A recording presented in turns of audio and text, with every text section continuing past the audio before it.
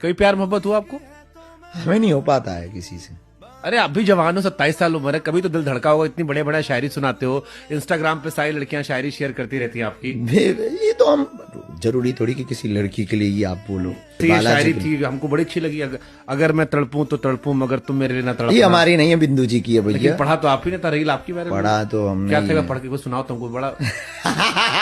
एक रील हम भी काटेंगे। आप रील क्या? अरे फिर भी एक पता नहीं आप ये भेज भेज के किस किस को आप जो है क्या क्या मंगवा लो, क्या पता। किस किस के रिटर्न में दिल मंगवा लोगे, क्या पता हमारा भी हो जाए। हमारा अंदाज नजरिया क्या है महत्वपूर्ण। देखिए स्थान का बहुत महत्वपूर्ण है। बाहर पाया जाने वाला सांप पीटा जाता है, पर शिवलिंग में लिपटा हुआ सांप पूजा जाता है। ये महत्वपूर्ण है कि स्थान आपका क्या है। तो हम जहां बैठते हैं और जिनके लिए बोलते हैं वो हम अपने आराध्य के लिए। एक बार सुनाओ ना हमको, ये हमको आपकी सुनना था। मैं अगर तड़पूं तो तड़पूं, अगर तुम ना मेरे लिए तड़पना।